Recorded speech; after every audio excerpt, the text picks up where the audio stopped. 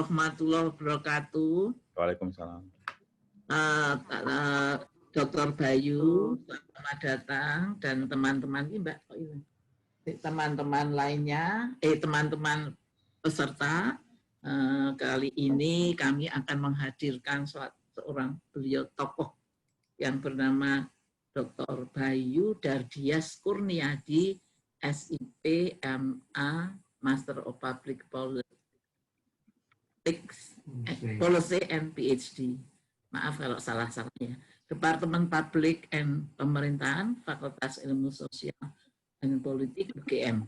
Aduh, kalau melihat pendidikannya luar biasa. Ini doktor dari Australia, doktor, master, undergrad, semua di Australia, National University ya.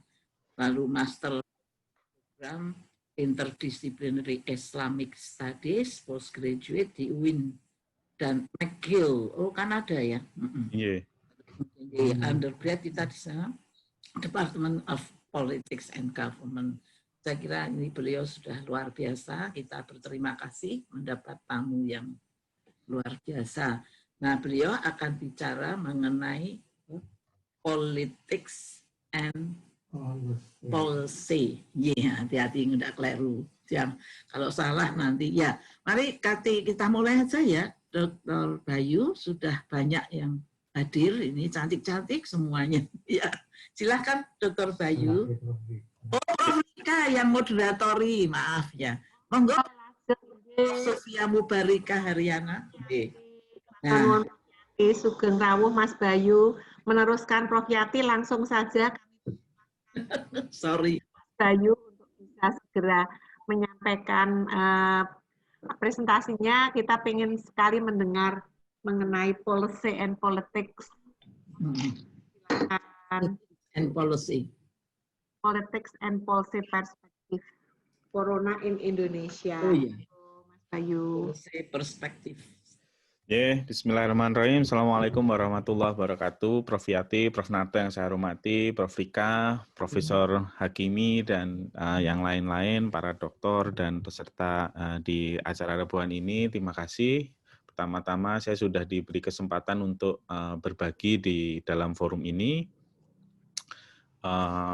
Saya akan membawakan presentasi dengan judul Corona in Indonesia, Politics and Policy Perspective. Suara saya bisa didengar dengan jelas, ya? Bisa, ya? Bagus. Oke. Bisa. Sekedar pembukaan, saya menulis diary, mungkin sedikit di orang Indonesia yang menulis diary ya, tentang Corona di Indonesia sejak hari ke-13 sampai sekarang, yang saya publikasikan di Facebook. Jadi sekarang itu sudah hari yang ke-181 atau tepat 6 bulan sejak Corona pertama kali diumumkan pada tanggal 2 Maret 2020. Jadi ada banyak yang ada di sana dan saya menyoroti bagaimana penanganan Corona di Indonesia dari segi politics dan juga dari segi policy atau kebijakan ya. Nanti kita lihat bagaimana kebijakan itu berubah, bergeser, arah orientasinya berbeda, arah kebijakannya berganti-ganti yang kemudian itu membuat masyarakat menjadi bingung. Rencananya siang ini saya ingin melihat bagaimana pemerintah itu apa yang saya disebut dalam ilmu politik sebagai lack of governability atau kapasitas atau kemampuan pemerintah untuk mengelola wabah.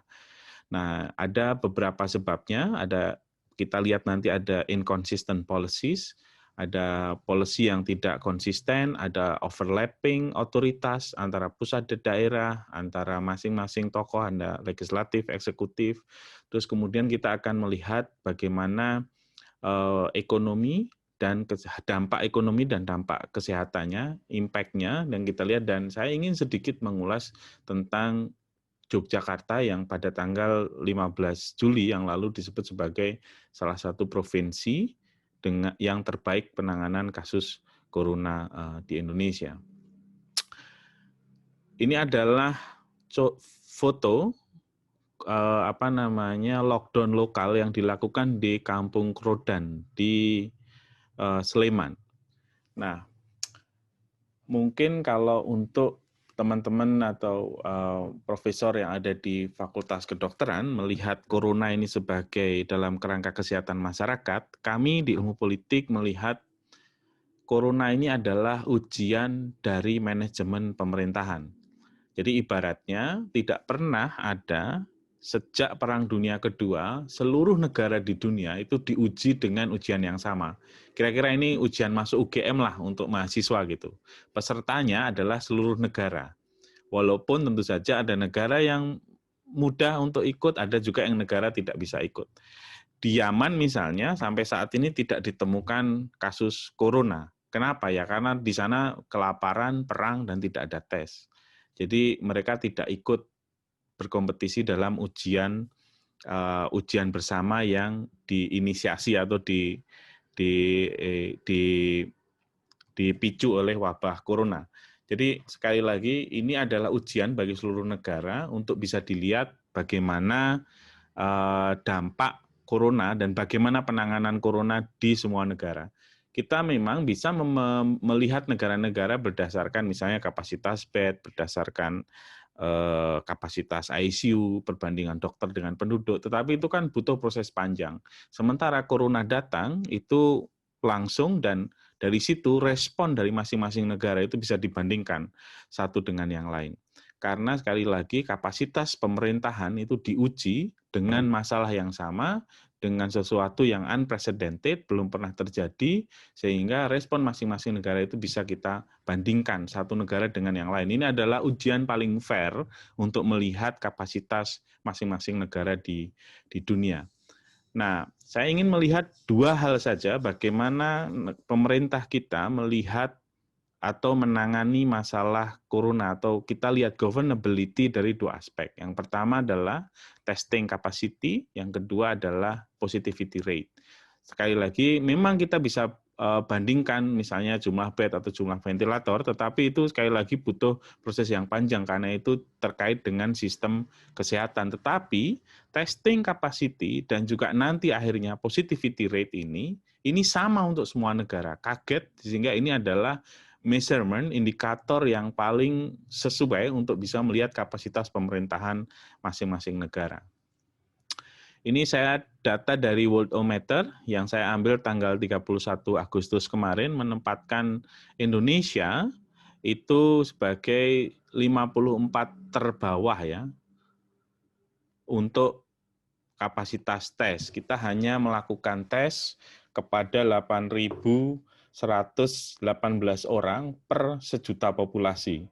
Itu kita bahkan kalah oleh Kenya, kalah oleh Senegal, kalah oleh Benin yang kita nggak tahu itu di mana, dan bahkan kalah oleh Zimbabwe yang dipimpin oleh seorang diktator yang ketika ulang tahun itu menyembelih gajah.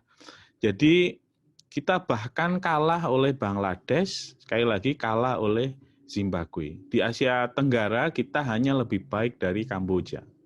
Artinya apa? Artinya ketika kita melihat kapasitas tes yang ada ini sangat rendah dan kita ini anggota G20. Jadi ini sebenarnya angka yang tentu saja cukup memalukan ya untuk melihat kapasitas Indonesia.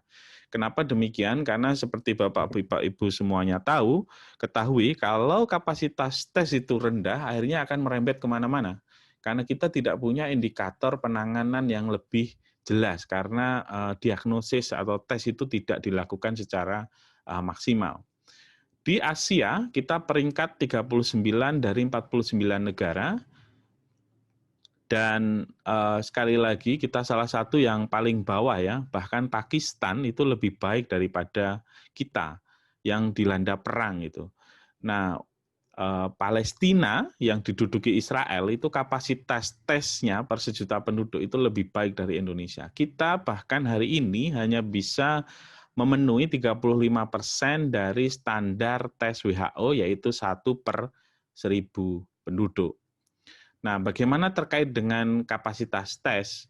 Dengan positivity rate, sesuai standar WHO 5%, kita 3 kali lipat. Ini berita 2 hari yang lalu ya, 3 kali lipat 15%, dan itu tertinggi selama pandemi. Ini sesuatu yang mengkhawatirkan. Pagi ini Kompas mengeluarkan berita mengeluarkan edisi khusus 6 bulan pandemi di mana diumumkan bahwa rumah sakit itu mengalami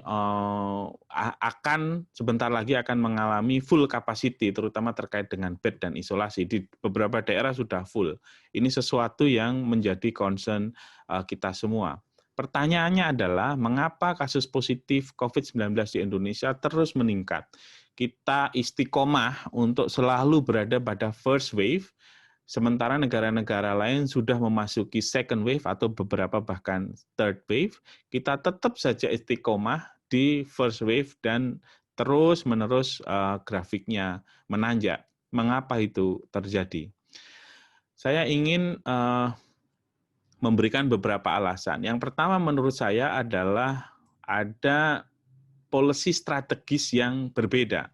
Ini saya tulis sejak di hari pertama ya, ke-13. Hari ke-13 itu saya mulai menulis, karena waktu itu ada seorang menteri yang terjangkit, yaitu Menteri Budi Karya Samadi, dan waktu itulah saya lihat pemerintah baru terlihat serius untuk menangani corona. Mari kita lihat apa yang dikatakan Presiden pada tanggal 24 Maret, dan apa yang kemudian terjadi 4 bulan kemudian. Tiga hal ini penting, terus kita ulang-ulang sekali lagi, mengurangi mobilitas orang dari satu tempat ke tempat yang lain. Yang kedua, menjaga jarak. Yang ketiga, mengurangi kerumunan yang membawa risiko penyebaran COVID-19. Saudara, mari pahami bahwa proses penularan masih terus terjadi. Oleh karena itu, patuhi protokol kesehatan, patuhi.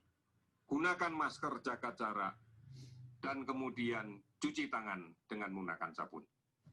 Oke, kalau kita lihat dari dua pernyataan itu, memang waktu itu belum ada, kita bisa abaikan pakai masker, karena itu baru dan sesuai rekomendasi WHO. Tetapi kalau kita lihat tadi pidato Presiden di awal-awal wabah, yang poin paling penting adalah membatasi mobilitas dan kerumunan. Itu tidak ada. Kenapa mobilitas itu berubah? Kenapa policy itu, kebijakan itu kemudian berubah dari membatasi mobilitas menjadi cuci tangan, pakai sabun, pakai masker dan jaga jarak. Mobilitas itu tidak lagi dibatasi. Kenapa? Karena ada pertarungan yang cukup kuat antara mementingkan kesehatan atau mementingkan ekonomi. Jadi membatasi mobilitas itu ternyata dampaknya luar biasa. Ternyata ketika mobilitas dibatasi, ekonomi berhenti dan kita kemungkinan besar akan mengalami resesi. Resesi itu nanti akan saya jelaskan di slide-slide berikutnya. Sehingga pemerintah kemudian berubah strategi dari membatasi mobilitas dengan kebijakan lockdown, dengan PSBB, kemudian berubah kebijakannya menjadi kebijakan protokol. Kenapa? Untuk menyelamatkan ekonomi. Pendeknya, pemerintah ingin bilang bahwa silahkan Anda pergi, silahkan jalan-jalan, pergilah kemana-mana, kalau perlu belanjalah sebanyak-banyaknya, tetapi yang penting Anda jaga jarak, pakai masker, dan cuci tangan. Jadi pembatasan mobilitas itu tidak ada lagi.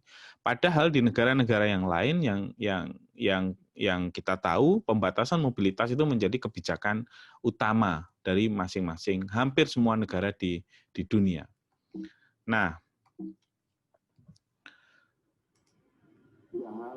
Nah, berikutnya saya ingin mengambil satu contoh lagi bagaimana pemerintah itu inkonsisten ketika hal itu berkaitan dengan mobilitas yang sangat penting untuk corona. Misalnya, saya ingin mengambil contoh terkait dengan kebijakan mudik. Pada tanggal 2 April 2020, juru bicara Presiden Fajrul Rahman mengatakan, Presiden Joko Widodo menegaskan tidak ada larangan resmi bagi pemudik Lebaran, namun pemudik wajib isolasi mandiri selama 14 hari. Ini siangnya. Sorenya, Mensesnek Pratikno merevisi, yang benar adalah pemerintah mengajak dan berupaya keras agar masyarakat tidak perlu mudik, dan pemerintah menyiapkan bantuan sosial yang diperbanyak penerimaan manfaatnya dan diperbesar nilainya kepada masyarakat lapisan bawah. Hal ini sejalan dengan keputusan Presiden tentang PSBB. Artinya hanya dalam 4 jam kebijakan itu direvisi. Jadi tadinya tidak ada larangan, kemudian berubah menjadi ajakan untuk tidak mudik. 8 hari kemudian, Presiden Joko Widodo mengatakan kebijakan mudik yang pertama hari ini sudah kita putuskan untuk ASN, TNI, dan Polri, serta pegawai BUMN dilarang mudik. Artinya hanya ASN, TNI, dan Polri yang dilarang, yang lainnya boleh. Ini sudah inkonsisten dengan yang di atas tadi. Berikutnya, 3 hari kemudian muncul instruksi Presiden. PNS dan keluarganya dilarang mudik, sanksinya berat, sesuai dengan SK Kemenpan nomor 46 tahun 2020.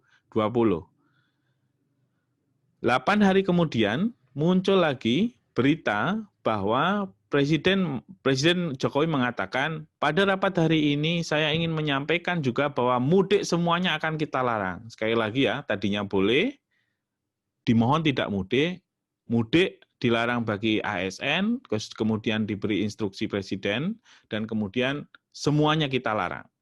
Nah, pada tanggal 22 April atau sehari sebelumnya, tapi ini sebenarnya disampaikan sebelum tanggal 21 ya, Presiden membuat lagi kebijakan yang namanya yang membedakan antara mudik dan pulang kampung yang sempat ramai di media sosial. Jadi ketika Najwa menyatakan, lah kalau itu yang sudah pada pulang itu gimana? Oh itu bukan mudik, itu namanya pulang kampung. Memang bekerja di Jabodetabek, tapi di sini sudah tidak ada pekerjaan, ya mereka pulang. Karena anak istrinya ada di kampung, jadi mereka ke kampung, mereka pulang kampung. Ini sebenarnya sama saja, mudik dan pulang kampung itu dua-duanya sama. Kalau toh beda, bagaimana cara membedakannya? Itu nggak jelas. Selanjutnya, 3 hari kemudian, pemerintah melarang transportasi. Mulai tanggal 24 April atau 1 Ramadan, penerbangan ditutup sampai 1 Juni, kendaraan bermotor ditutup sampai 31 Mei, transportasi laut sampai 8 Juni, dan kereta api ditutup hingga 15 Juni. Ini tanggal 24 April. Tanggal 6 Mei, keluar surat edaran gugus tugas tentang pembukaan transportasi. Anda bisa bayangkan, ini hanya berjalan 2 minggu. Setelah ditutup semuanya, kemudian dibuka lagi dengan surat edaran gugus tugas. Tanggal 9 Mei, semua penerbangan dibuka dengan syarat bebas COVID-19, surat tugas, dan kopi identitas. Ini tiga-tiganya ini, surat bebas ini kemudian dijual di Tokopedia seharga 75.000. Sebelum akhirnya kemudian ada kebijakan terkait dengan rapid test. Tanggal 12 Mei, seluruh kereta beroperasi kembali, terutama rute Jakarta-Surabaya, begitu juga dengan kapal Pelni. Tanggal 14 Mei, atau sekitar beberapa hari menjelang Lebaran, 10 hari kalau nggak salah menjelang Lebaran, antrean di Terminal 2 tidak mengindahkan physical distancing. Jadi kalau dilihat dari rangkaiannya, mulai boleh untuk ASN, akhirnya tidak boleh untuk semua, transportasi dibuka, terus kemudian transportasi ditutup, kemudian dibuka, terus kemudian boleh terbang. Itu menunjukkan bagaimana policy itu tidak inkonsisten. Policy itu inkonsisten satu dengan yang lain, karena tidak ada arah yang jelas sebenarnya pembatasan mobilitas itu seperti apa. Ini 2 contoh kasus yang menarik untuk dicermati. Nah, kenapa terjadi policy inkonsisten? Itu ada beberapa alasannya. Ini sekali lagi ini foto KSAD ya, Jenderal Andika bersama istrinya dengan masker seharga 22 juta rupiah. Yang pertama adalah policy itu terjadi inkonsisten karena ada benturan kepentingan antara health versus ekonomi. Negara lain berpendapat corona direpresi ditekan luar biasa, baru ekonomi digenjot. Jadi ditekan sedemikian rupa sampai ke titik minimal baru ekonomi digenjot, seperti yang terjadi di Vietnam dan Taiwan atau New Zealand. Sementara kalau di Indonesia itu beda. Mereka menggunakan apa yang disebut sebagai gas dan rem policy. Ini kata-kata Pak Presiden ya, gas dan rem. Gas itu artinya ekonomi, rem itu artinya health. Jadi kalau sekarang yang dilakukan adalah mengegas ekonomi sekuat-kuatnya, dan kemudian entahlah, mungkin remnya sudah blong, karena sekali lagi kita berada pada tahap bahaya sekarang ini, 6 bulan setelah COVID-19 ada di Indonesia. Nah ini dua-duanya ini harus seimbang. Kenapa? Karena budget kita terbatas. Kita nggak mungkin melakukan lockdown, karena lockdown itu harus membiayai seluruh penduduk. Pada acara dengan Najwa misalnya, Presiden mengatakan, nah kalau lockdown itu butuh 70 triliun. Seandainya dulu Jakarta lockdown di awal-awal, mungkin kita nggak seperti ini. Kenapa? Karena sekarang itu setidaknya ada 900 triliun yang dianggarkan khusus untuk penanggulangan corona. Seandainya lockdown 70 triliun itu diberlakukan, mungkin kita tidak perlu mengeluarkan ekstra 830 triliun rupiah. Yang kedua, policy itu menjadi inkonsisten seperti yang tadi dicontoh di atas karena ada banyak sekali aktor, multi-actors yang bermain. Ada sipil militer. Militer misalnya, sekarang menguasai luar biasa penanganan corona di Indonesia. Mulai dari Menko Maritim, Luhut Panjaitan, Menkes, Menak, Kepala Satgas, di PNPB, sampai ke juru bicara Pak Yuri, itu pangkatnya kolonel.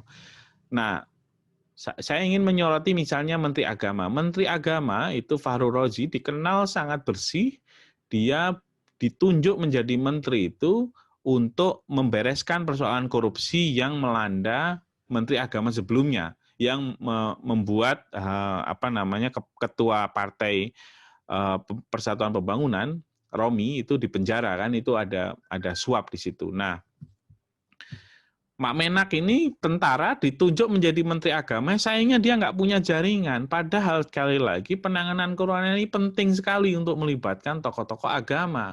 Bagaimana mendekati pesantren-pesantren, bagaimana mendekati kiai-kiai kampung untuk juga mengkampanyekan jaga jarak, pakai masker, cuci tangan. Dia nggak bisa karena dia nggak punya jaringan ke sana. Jadi ini persoalan yang saya kira sangat serius ya, karena tidak berbasis dari bawah, tetapi penunjukan Menteri Agama itu berbasis keputusan dari atas, sehingga minim jaringan politik. Yang terakhir, birokrasi ini kurang efektif. Kenapa? Birokrasi itu tidak, ini berkali-kali dikeluhkan oleh Pak Presiden ya, birokrasi ini tidak punya apa yang disebut sebagai sense of crisis. Jadi salah satu orang atau golongan yang tidak dirugikan dalam tanda petik ya selama pandemi itu birokrasi. Ketika dia bekerja di rumah dia senang-senang saja. Sekarang malah dapat tunjangan pulsa 400.000 gitu. Jadi birokrasi ini tidak pernah merasa krisis karena birokrasi tidak pernah bangkrut, beda dengan perusahaan-perusahaan swasta. Jadi sense of crisis-nya tidak ada. Pembelanjaan negara sampai sekarang ini tinggal 4 bulan lagi itu baru 43%. Penanganan corona itu kalau nggak salah tinggal baru 11% dibelanjakan. Artinya apa? Yang membelanjakan uang negara itu kan birokrat. Nah ini kurang efektif karena mereka tidak pernah merasa atau berasa pada situasi-situasi krisis seperti sekarang, di mana pedagang tidak bisa jualan, di mana pengusaha kemudian harus terpaksa mem-PHK. Bahkan informasi yang saya dengar, perusahaan-perusahaan besar, bahkan seperti Gojek, itu juga harus memberhentikan sekian banyak karyawan-karyawan terbaiknya, karena permintaan yang sangat menurun. Sebab berikutnya adalah overlapping authority. Saya ingin menyoroti ini. Ini foto kampanye Pak Jokowi Ma'ruf Amin ya.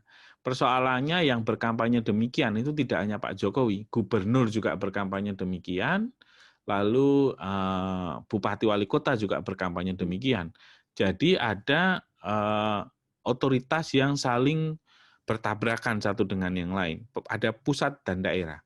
Kalau kita lihat di tingkat pusat, otoritasnya Pak Jokowi misalnya seringkali tidak sejalan dengan kebijakan yang dikeluarkan oleh Anies Baswedan.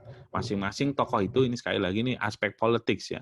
Masing-masing tokoh ini, Anies Baswedan, Ridwan Kamil, kemudian Ganjar Pranowo, ini kan mereka adalah gubernur-gubernur yang sangat berpotensial untuk menjadi presiden di 2024. Jadi masing-masing itu menunjukkan otoritasnya yang seringkali tidak sejalan dengan apa yang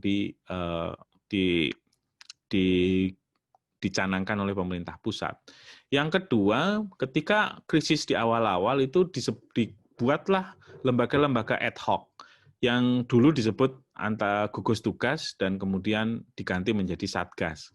Bagaimana hubungan dia dengan Kemenkes dan Dinkes? Data corona misalnya, itu kalau dari laboratorium harus lapor kemana? Kalau misalnya hanya lapor ke gugus tugas waktu itu, lah gimana kalau gugus tugas yang ad hoc ini yang hanya dibentuk dengan keputusan presiden, itu dibubarkan? kan itu menjadi persoalan kalau kita nanti ada pandemi yang lain. Jadi hubungan antara organisasi pemerintah yang sifatnya ad hoc dengan yang permanen itu juga berbenturan ya, atau paling tidak berjalan beriringan. Bahkan sekarang ini kalau nggak salah ya, mungkin bapak-bapak, ibu-ibu lebih tahu, kalau di lab itu kan harus lapor ke beberapa institusi. Nah itu kan nggak efektif di zaman digital kan, harusnya sekali saja input data, terus kemudian bisa diakses oleh berbagai macam institusi, tidak harus melakukan copy-copy yang copy report gitu. Yang ketiga, yang berikutnya, ada overlapping authority atau pertarungan politik antara eksekutif dengan legislatif. Politik anggaran yang dicanangkan Jokowi ini kan kemudian membuat defisit anggaran sampai ke 6%. Padahal sesuai dengan undang-undang maksimal itu hanya 2%. Nah, partai-partai itu harus dirangkul dan dikasih jatah juga. Kenapa ya? Kalau enggak mereka nanti akan melakukan impeachment, akan menurunkan presiden. Jadi karena presiden ini bukan ketua partai yang dia dicalonkan partai, kuat secara eksekutif, tetapi sekali lagi dia butuh dukungan dari partai dan juga dari tentara begitu. Nah, dia kemudian menempatkan orang-orang penting untuk bisa mensupport pemerintahannya, terutama yang berasal dari tentara. Saya akan cepat saja, nanti mungkin bisa ditanya jawab ya. Bagaimana dengan health and economic impact? Ini survei yang dilakukan, yang sebelah kiri ya, survei yang dilakukan oleh Kompas di awal Agustus, yang dipublikasikan pada tanggal 23, ada di koran Kompas, pada tanggal 23 Agustus 2020. Menurut survei, hanya sekitar 6,9% yang masih tetap tinggal di rumah, 32%, sepertiganya, berusaha untuk membatasi kegiatan di luar rumah, dan 60% atau 2/3 itu sudah melakukan aktivitas normal seperti biasa ketika pandemi sedang meningkat. Yang menarik adalah dari 2/3 penduduk Indonesia yang disurvei, yang keluar rumah itu, 76,3% khawatir tertular virus, dan 76,1% khawatir menularkan virus. Artinya apa? Artinya kebijakan yang tidak hanya menganjurkan ya, mendorong pergerakan, mendorong mobilitas, itu membuat masyarakat harus keluar, tapi mereka khawatir gitu. Jadi karena sebagian besar khawatir, lebih dari 3/4 populasi yang keluar itu khawatir. Nah itu kemudian hasil dari dorongan kebijakan pemerintah terkait dengan pandemi. Nah, berikutnya adalah health impact yang lain lagi. Kita tidak bisa melakukan kehidupan normal sebelum vaksin ditemukan. Dan sekarang kita tahu bahwa vaksin itu ternyata hanya diberikan kepada golongan masyarakat berpenghasilan bawah yang tercatat dalam database pemerintah. Artinya apa? Artinya pemerintah itu hanya bertindak sebagai broker untuk memberikan vaksin kepada sebagian besar yang lain yang harus kita ini harus beli vaksin yang disebut dalam program vaksin mandiri. Pertanyaannya adalah, kenapa kita harus memilih vaksin yang harganya mahal, sekitar $365.000, $25 sampai $30. Kenapa kita tidak bekerja sama dengan vaksin dari Oxford, AstraZeneca yang harganya hanya $58.000. Ini menjadi pertanyaan, kalau toh misalnya pemerintah dalam tanda petik menjadi pedagang vaksin ya, yang menyediakan vaksin untuk rakyat Indonesia, harusnya kita sebagai konsumen itu diberi pilihan, mau yang murah, mau yang mahal. Tapi kalau misalnya kita bekerja sama dengan Sinovac ini nanti pada bulan Januari itu setidaknya kita mengeluarkan 76 triliun untuk vaksin. Sementara seandainya kita bekerja sama dengan AstraZeneca yang hanya $4, itu kita hanya mengeluarkan 11 triliun. Jadi, dan itu pun tidak sekali suntik ya, kalau setahu saya mungkin Prof. Yati atau Prof. yang lain mungkin lebih tahu, mungkin itu belum tentu sekali, jadi bisa beberapa kali. Jadi setiap kali pengadaan vaksin itu kita rugi, dalam tanda petik ya, kalau dengan hitung-hitungan ekonomi ini, sekitar 60 triliun rupiah, yang itu sama dengan biaya kereta cepat Jakarta dan Surabaya untuk sekali vaksin seandainya tidak diulang. Nah, dampak kesehatan yang lainnya adalah kita lihat ini sebaran, ini data per 30 Agustus ya, kita lihat di Jawa Timur ini sangat hitam. Nah, kemudian DKI juga sangat hitam, beberapa provinsi yang lain misalnya Medan, Kalimantan Selatan, Sulawesi Selatan ini juga memerah dan cenderung hitam, juga di Papua ya, atau bahkan di beberapa provinsi lain di Kalimantan, kecuali di Kalimantan Utara, Sumatera Selatan misalnya juga kelihatan sangat pekat persebarannya. Kita beruntung di Jogja ini relatif warnanya agak terang ya, nanti saya akan coba jelaskan. Bagaimana dengan economic impact? Nah, dengan kebijakan gas dan rem tadi, economic impact yang kita alami memang lebih baik, jauh lebih baik daripada negara-negara yang ada di Asia Tenggara yang lain.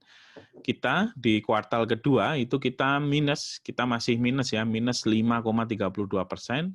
Tetapi ketika kita bandingkan dengan negara tetangga, misalnya Singapura, itu dia minus 13%, Malaysia minus 17%, Thailand minus 12%, Filipina ini salah satu yang paling parah ya, dari jumlah kasus dan juga dampak ekonominya itu sampai minus 16,5%. Vietnam yang sempat kosong selama beberapa bulan, itu tetap masih tumbuh 0,36% ekonominya. Di triwulan kedua itu kan sekarang sedang ramai istilah resesi. Jadi ada beberapa definisi, tapi salah satunya adalah dalam 6 bulan itu terjadi penurunan ekonomi di bawah 0. Nah itulah yang disebut sebagai resesi. Dan kemungkinan besar seperti yang disampaikan Pak Mahfud MD 3 hari yang lalu, 99,9% Indonesia pada akhirnya tetap akan masuk resesi. Ini kalau dilihat dari capaian ini sebenarnya kita tidak terlalu buruk ya. Walaupun penanganan coronanya cukup memprihatinkan. Jadi angka kita naik, capaian kita buruk, tetapi ekonomi kita masih cukup bisa bertahan. Nah, terakhir saya ingin menyampaikan tentang Jogja yang disampaikan Presiden sebagai provinsi terbaik penanganan corona pada 15 Juli. Menurut saya, ini sekali lagi mungkin agak berbeda ya, karena waktu itu saya menulis disertasi tentang Keraton Yogyakarta, terutama terkait dengan politik tanah. Nah, pemerintah pusat menurut saya itu tidak menjadikan faktor-faktor epidemiologis dan saintifik sebagai basis kebijakan. Hasilnya, masyarakat tidak patuh.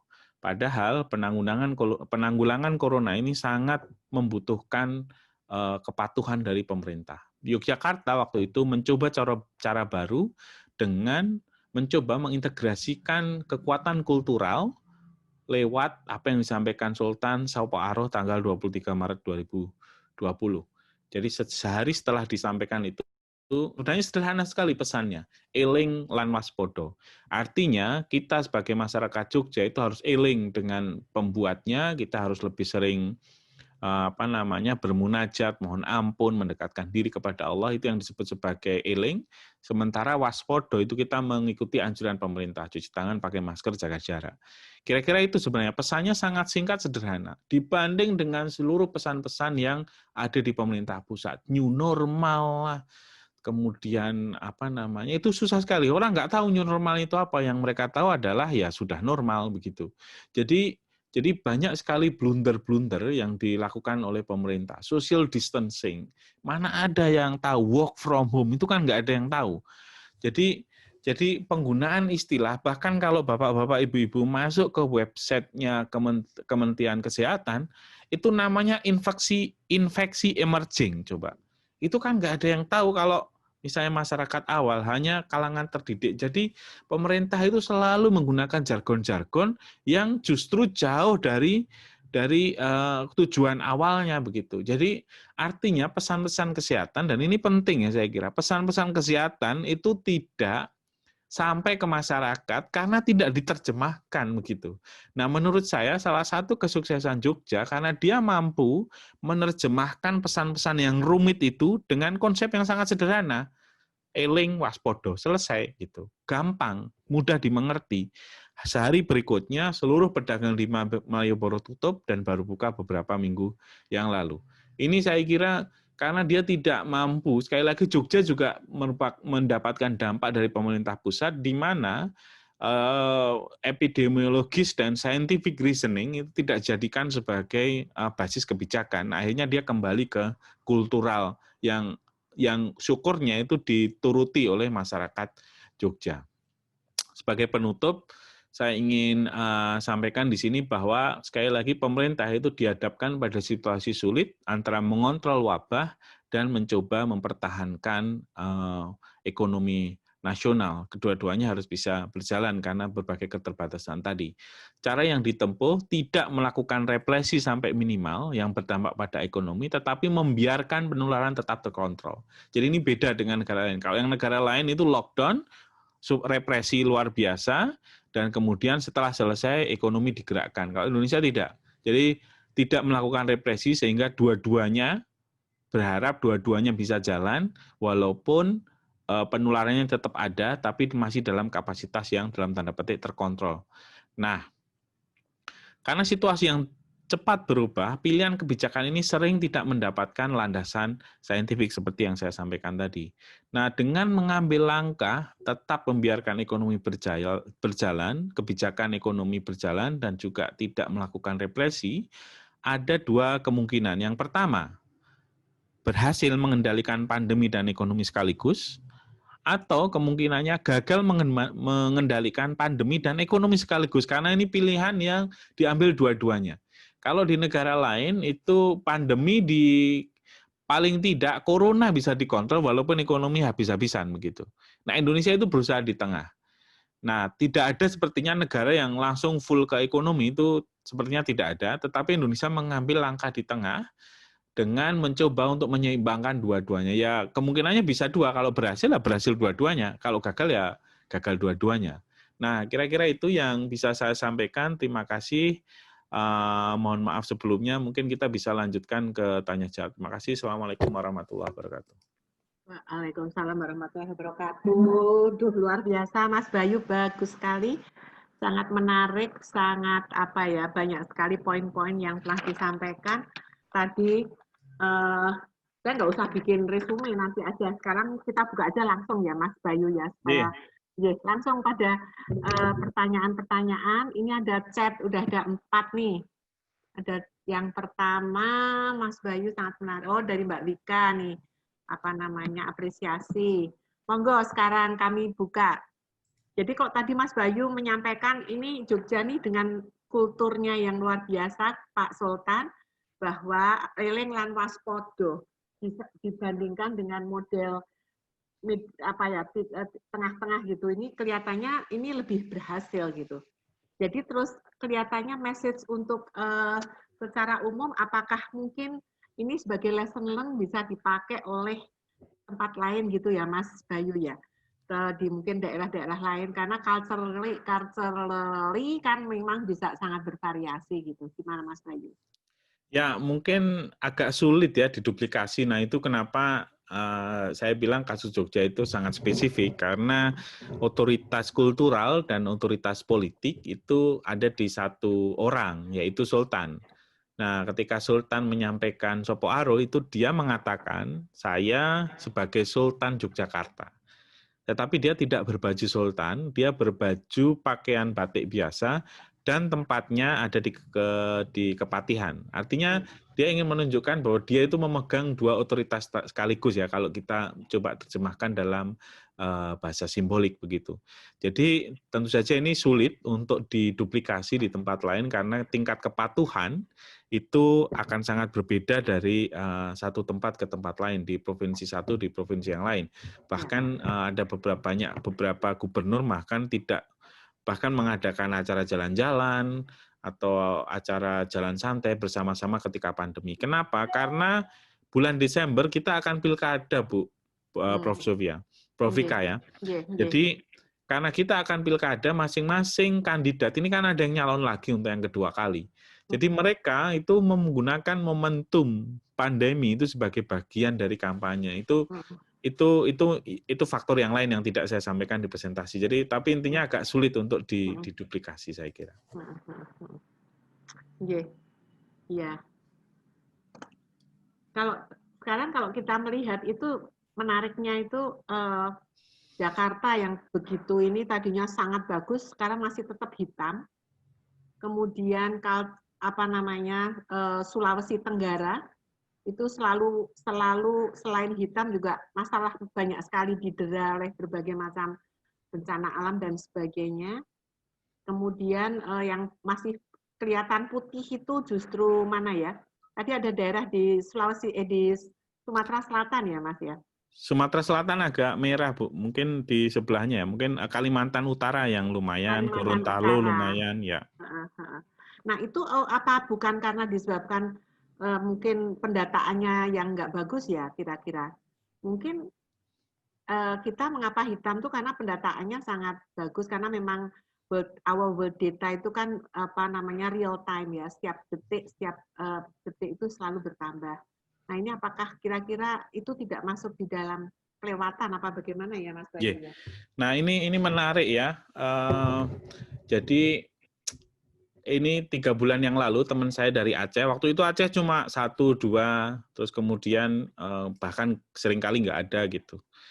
Ketika ketika ada forum diskusi begini terkait dengan corona, teman saya yang di Aceh itu jawab, ya alhamdulillah, karena kita banyak berdoa, karena kita sering wudhu begitu.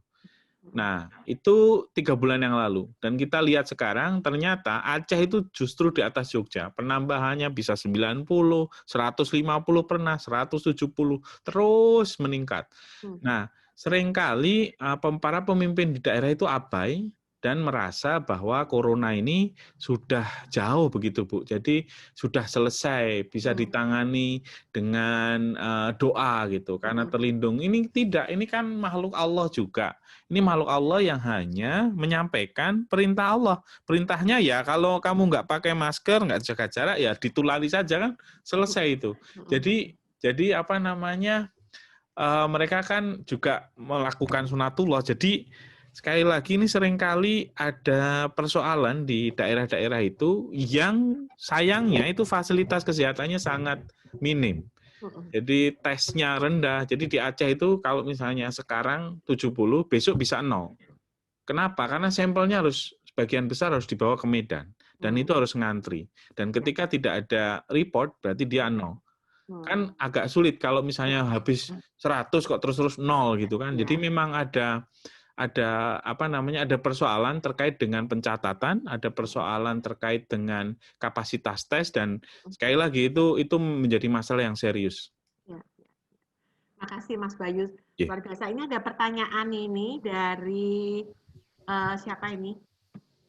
Yang mungkin dari Ananda Haryadi. Sepertinya kok di Indonesia seperti ada gap ya antara scientific community dengan pemerintah. Seperti yang Mas Bayu katakan, bahwa policy dibuat tidak berdasar scientific reasoning. Jadi pertanyaannya itu adalah bagaimana caranya agar scientific community dengan pemerintahan itu lebih erat komunikasinya dan lebih saling percaya. Monggo Mas Bayu. Matur nuwun pertanyaannya Mas Nanda ya, menarik sekali. Nah, saya mungkin kalau menurut saya ya yang belajar lama dan tahu dan paham bagaimana kondisi di internal di pemerintahan, ini sebenarnya sekali lagi bukan antara ada gap. Jadi pemerintah itu tahu, mereka itu punya informasi A1 terhadap seluruh hasil riset yang ada di Indonesia. Ini adalah masalah pilihan kebijakan. Jadi pilihannya mau ngikut enggak? Sekarang begini, seperti yang saya sampaikan di presentasi tadi. Kalau pilihannya adalah supresi corona seperti yang dilakukan negara-negara lain, tentu saja seluruh pertimbangan saintifik itu akan digunakan. Nah, persoalannya pilihan kebijakan kita adalah tetap membuka ekonomi sambil mengontrol pandemi, tidak mensupresi ya, hanya mengontrol.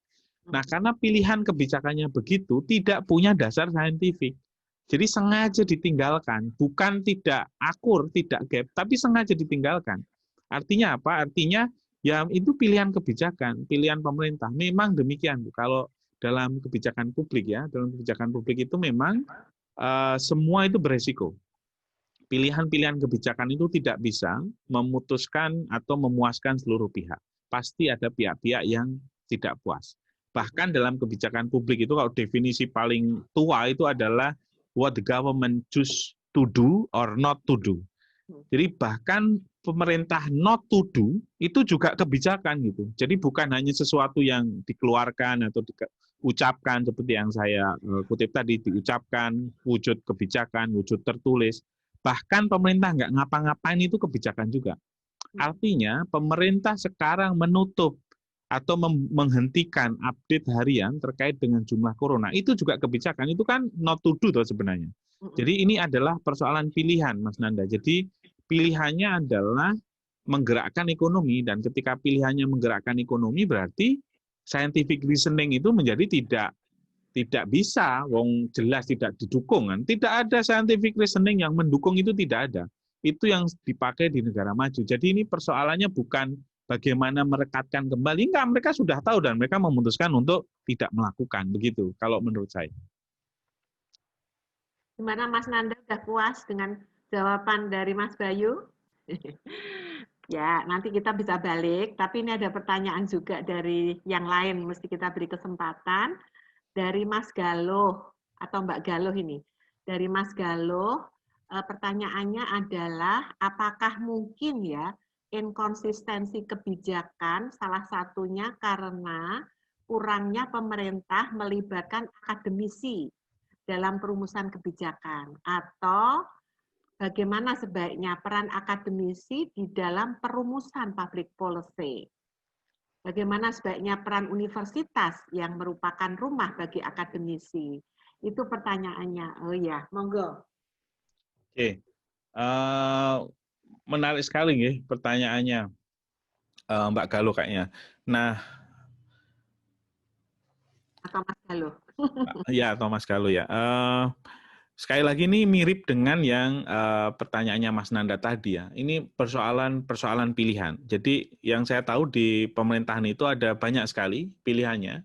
Dan kita juga harus pahami bahwa seluruh model matematika yang ada sejak awal wabah sampai sekarang itu semuanya tidak terbukti. Semuanya, hampir semuanya. Model matematika dari Profesor Dedi di Statistika UGM itu meramalkan kasus tertinggi Indonesia itu terjadi pada pertengahan Mei dengan jumlah kasus tertinggi 6.800 kasus. Tetapi kita juga punya prediksi yang lebih mengkhawatirkan bahwa jumlahnya mencapai 1,5 juta penduduk, bahkan ada prediksi yang 5 juta penduduk. Jadi waktu itu di awal-awal wabah ya, ketika bulan Mei, itu semua model itu dipaparkan di pemerintah. Nah, itu sebabnya di awal-awal wabah, di bulan April kalau nggak salah, Presiden Jokowi sudah langsung memesan 3 juta paket kloroquine yang kemudian di warning oleh WHO, jangan pakai kloroquine, itu bapak-bapak ibu-ibu yang lebih tahu ya. Cuma itu sampai 3 juta. Artinya apa? Artinya pemerintah itu sudah tahu akan seperti ini. Jadi sekali lagi ini bukan persoalan tidak menggandeng akademisi, tetapi pilihannya tidak menggandeng. Jadi pilihannya di pemerintahan itu sangat kuat, desakan dan lobby. Ini kan masing-masing menteri ini kan juga saling berebut posisi kan. Jadi karena berebut posisi dan berebut influence, itu kemudian terjadi gesekan. Nah, di sisi kelihatannya mereka yang mendukung lockdown atau mendukung pembatasan sosial itu kalah luar biasa oleh mereka yang mendorong ekonomi. Pada bulan lalu Presiden mengeluarkan peraturan Presiden nomor 82 tahun 2020, dan itu sangat jelas. Di sana ada sekian banyak komite. Ada ketua, ada dewan pengawas, dan kemudian ketua komitenya itu Menteri BUMN, dan kemudian Menteri BUMN dengan kesepakatan Presiden meminta Jenderal TNI untuk menjadi wakil ketua komite. Dari struktur itu yang dokter itu hanya Menkes, bahkan posisinya kalah oleh Menkyu. Jadi artinya di struktur itu didominasi oleh menteri-menteri yang pro bisnis atau pro pembukaan ekonomi. Jadi tidak ada, memang ini persoalan pilihan kebijakan saja. Jadi memang pilihannya ya begini, ini kita tetap banyak, dan menurut Jokowi, menurut Presiden Jokowi 2 hari yang lalu ini terkontrol. Dengan lonjakan 3.000 dan dengan kapasitas tes yang lebih parah dari Zimbabwe, itu menurut Presiden Jokowi masih terkontrol. Yaitu kebijakan yang dipilih gitu. Tetapi saya juga ingin mengingatkan ya, di luar sana sudah ada jadi nanti setelah resesi misalnya kita akan resesi ya, sampai September kita akan resesi, dan setelah resesi itu nanti ada depresi yang lebih parah, dan itu nanti akan ada krisis. Itu kalau urutannya begitu. Presiden itu berharap tidak terjadi krisis seperti 98. Nah, kalau terjadi krisis, kemungkinan akan terjadi pergantian pemerintahan. 3 minggu yang lalu ada deklarasi kami, koalisi Selamatkan Indonesia atau apa, Koalisi Masyarakat Selamatkan Indonesia, yang semuanya itu diinisiasi oleh mereka yang kontra terhadap pemerintahan Joko Widodo. Jadi ini ada desakan, kalau kesehatannya terlalu diperhatikan, sementara ekonominya tidak diperhatikan, akan muncul riot, dan riot itu akan membawa krisis, dan krisis itu akan membawa persoalan politik yang lebih dalam. Jadi ini memang bukan keputusan yang mudah, tapi kalau menurut saya bukan universitas tidak dilibatkan, memang mereka tidak, pilihan-pilihan kebijakan pemerintah itu memang tidak mendengarkan mereka, begitu kira-kira. Ya, jadi keputusannya sulit sekali ya. Y. Ini Y. Pak Miko ada pertanyaan dari Prof. Yati. Prof. Yati, badai mundut persa apa dibacakan? Ini pertanyaannya adalah mengenai faktor otoritas dan cultural politics. Karena di Yogyakarta kan otoritas kultural dan politik itu jadi satu, yaitu pada Sultan. Bagaimana dengan peran Jogja itu sebagai kota pendidikan? Dan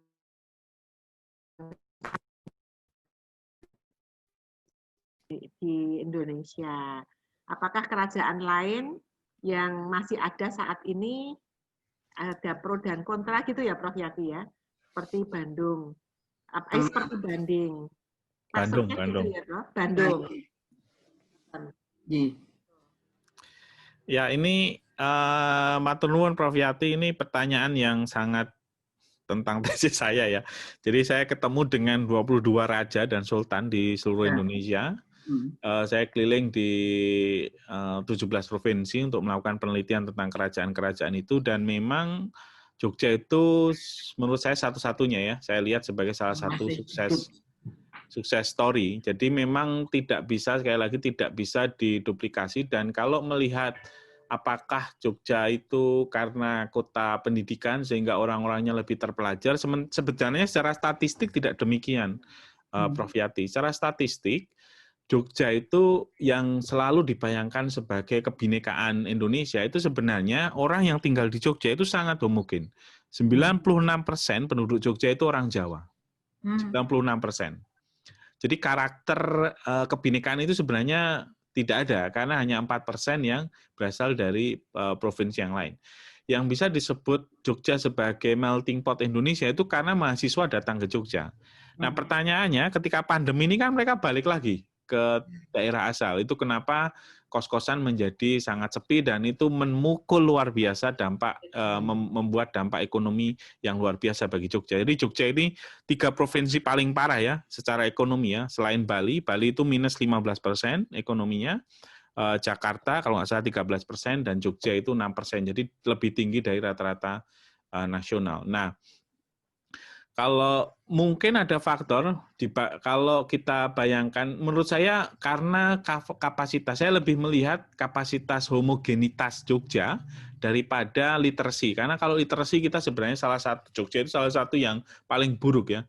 Angka rata-rata pendidikannya rendah, kemudian indeks Gini-nya paling tinggi se-Indonesia, di atas nasional 3,8, kita 4,1. Walaupun kita usia hidupnya tinggi, jadi kira-kira orang Jogja itu hidup tua, tapi nelongso karena lihat tetangganya lebih kaya, kira-kira gitu. Jadi kalau dari data. Nah, sebenarnya kalau dari tingkat pendidikan, kita salah satu yang paling buruk di Jawa, Tetapi yang menarik menurut saya karena homogen itu sehingga mereka patuh pada otoritas tradisional yang disampaikan Sultan lewat Sopo Aruh. Rencananya sebenarnya tiap 2 minggu sekali, tapi ingat saya Sopo Aruh itu hanya dilakukan dengan selama 2 atau 3 kali selama pandemi. Mengaten, Prof. Iya, boleh matur ya. Monggo. Monggo, Prof. Ya, kami juga ada suatu policy ya, waktu pertama kali pandemi itu kami juga sangat yakin kalau kita menganukan Sri Sultan karena beliau ketua Dewan Pengawas Rumah Sakit Pendidikan Sarjito. Itu ternyata memang luar biasa pengaruh beliau, dan bukan pengaruh beliau tetapi policy yang diambil oleh beliau luar biasa. Jadi ini hanya suatu tambahan saja. Yeah. Saya juga ada pertanyaan, dan beliau itu mempunyai di Kepatian itu para ahli akademisi yang top-top, tidak hanya di bangku akademi tetapi di sosial. Nah, ini jadi salah satu faktor saya kira yang yang dan akademisi tersebut memang orangnya memasyarakat kalau kami lihat. Nah, ini pernah bagaimana pendapat? Ya, saya pernah lihat juga video Sultan sama Prof Yati ya, kalau nggak salah saya bilang ke istri saya, udahlah aman lah Jogja, kalau sudah ada Prof Yati samping Sultan itu sudah aman lah gitu. Jadi salah satu yang saya apresiasi ya, selain Sopo Aruh tadi itu kan merupakan ramuan Sultan untuk menyampaikan pesan sederhana dari masukan beberapa ahli. Nah, jadi Sultan itu menurut saya beliau itu ini ya sangat mendengarkan gitu, mau menerima masukan gitu. Yeah. Nah, syukurnya Jogja itu tidak kurang-kurang orang yang memberi masukan. Jadi itu apa namanya? Itu luar biasa. Tetapi di provinsi lain juga Bu, misalnya di Jawa Barat atau di Jawa Barat itu Ridwan Kamil itu luar biasa, dia sangat open menerima masukan dari berbagai akademisi. Persoalannya dia tidak punya otoritas kultural seperti Sultan yang bisa membuat masyarakatnya tunduk begitu. Jadi kekuatan yang dominan seperti Sultan yang mungkin hampir hegemonik ya kalau dalam politik ya, itu bisa berdampak sangat bagus kalau beliau mendapatkan input yang bagus dari orang-orang di sekitarnya, tetapi akan sangat merusak di sisi lain ya masalahnya karena dia sangat kuat, akan sangat merusak seandainya input itu tidak benar gitu. Jadi tetap ada dua resiko ya, dan menurut saya dalam pandemi ini beliau salah satu gubernur yang cukup didengar dan penanganan coronanya terbaik ya di Indonesia sesuai dengan yang disampaikan Pak Presiden. Ya, makasih. Hebat sekali, bagus. Mbak komentar dulu tuh saya alergi kalau dengar politik. Tapi terus sebelum mendengarkan Pak beliau ini, Pak Bayu, saya mempelajari politik itu apa, pakai banyak riset. Alhamdulillah terus jadi mulai mencintai. Matur suwun. Pak Bayu dan Prof Rika. Pertanyaannya masih banyak, Mas Bayu. Saya jawab cepat saja. Monggo ini dari Mbak Wika. Paparannya seperti mendukung sentimen skeptis Mbak Wika, betapa di negara Indonesia ini segala hal bisa dijual menjadi komoditas politik untuk berebut kekuasaan. Kalau menurut Mas Bayu bagaimana? Kalau iya, kok sangat menyedihkan sekali. Monggo Mas Bayu. Sebenarnya ini kalau saya lebih melihatnya sebagai bukan dalam tanda petik menjual, itu kayaknya terlalu kasar ya Pak Wika bahasanya ya. Tetapi kalau saya melihatnya lebih pada pilihan kebijakan saja. Jadi mau pilih A, mau pilih B. Nah, pemerintah itu memilih A. Nah, konsekuensinya ini kalau memilih A. Kalau memilih B, konsekuensinya ini gitu. Masing-masing punya pendukung. Jadi misalnya kayak orang-orang yang hebat yang saya tahu yang dedikasinya luar biasa seperti Pak Pratikno misalnya, seringkali cerita juga bagaimana pertarungan di kadang-kadang ya kalau beliau suka pas keceplosan gitu, kadang ya memang pertarungan, masing-masing punya gagasan, masing-masing punya ide, dan kemudian Pak Presiden memilih mana yang paling bermanfaat untuk orang banyak. Dan kita tentu saja tetap berdoa semoga, sekali lagi di konklusi di kesimpulan akhir tadi saya kan sampaikan bisa sukses dua-duanya, bisa gagal dua-duanya. Dan sepertinya kita berharap semoga bisa sukses dua-duanya. Jadi akan tidak mungkin, kita kalau melihat negara-negara yang sudah melakukan lockdown itu memang satu ekonominya gagal total, yang kedua memang mereka juga tidak bisa mensupresi pandemi ya. India misalnya, itu parah sekali sekarang. Salah satu kenaikan tertinggi, 78.000 kenaikan di India 3 hari yang lalu, itu tertinggi, mencapai rekor tertinggi di dunia. Jadi walaupun dia sudah melakukan lockdown yang luar biasa, jadi belum tentu juga kalau lockdown, karena ini barang baru kan, sekali lagi tadi saya sampaikan di awal itu, ini tes, jadi barang baru semua orang nggak tahu, jadi semua resep itu mungkin. Jadi sekali lagi ini persoalan pilihan kebijakan dan semoga kita bisa mengatasi ini dengan menyeimbangkan dua-duanya. Atur nuwun. Saking Prof. Hakimi ada pertanyaan Mas Bayu yang terkait dengan ramuan obat uniklinik untuk COVID-19. Uji. Klinik aku apa iki? Uji. Ya, ini kan ini kan obat aneh ya, nyuwun sewu ya Profesor. Saya nggak begitu tahu obat itu apa. Tetapi ini kan diumumkan, kalau kita lihat saja lah, masa UNER oke lah, dia punya fakultas kedokteran ya. Tapi masa obat diumumkan BIN sama TNI AD ini kan aneh toh, dagelan kan ini. Ya. Ini kan dagelan. Nah, kalau kita lihat time frame-nya, Prof. Hakim ya, kalau kita lihat time frame-nya itu diumumkan menjelang 17 Agustus. Jadi itu diumumkan tanggal 15 Agustus, Prof. Hakim. Jadi memang kalau dari sisi politik, masyarakat itu sudah nggak percaya, pemerintah itu frustasi, sudah digenjot ekonominya luar biasa, karyawan sudah dikasih 600.000, perusahaan UKM sudah dikasih 2,4 juta, insentif pajak sudah dilakukan, tapi ekonomi nggak bergerak karena mereka masih khawatir. Nah, mereka tidak percaya kepada pemerintah, makanya dibuat narasi, ini catatan saya khusus tentang obat ini ya, saya sebut sebagai orkestra nasionalisme. Jadi obat ini dipakai, itu kan obat ada capnya merah putih, nanti sekali lagi ada vaksin merah putih, ini untuk membuat kita percaya pada pemerintah bahwa ini adalah orkestra nasionalisme, jangan sampai kita kehilangan harapan kepada Indonesia menjelang 17 Agustus.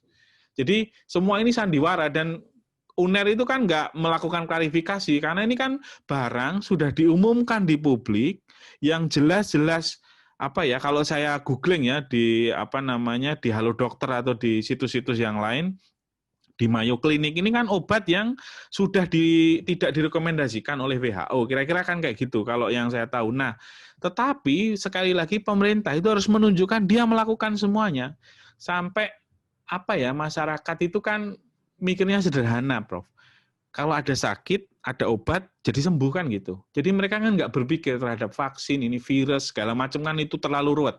Jadi ketika misalnya diumumkan di hadapan dan disiarkan di mana-mana dan kemudian obatnya sudah ada, yang itu menimbulkan rasa aman. Mereka kemudian pergi keluar melakukan aktivitas ekonomi. Jadi ini sekali lagi ada dua kemungkinan ya kalau saya lihat dalam perspektif politik. Yang pertama, orkestra nasionalisme diumumkan menjelang 17 Agustus biar kita punya semangat kebangsaan, kebanggaan terhadap Indonesia, dan yang kedua dipakai sebagai upaya untuk menciptakan rasa aman yang tidak terjadi walaupun seluruh insentif ekonomi sudah diberikan.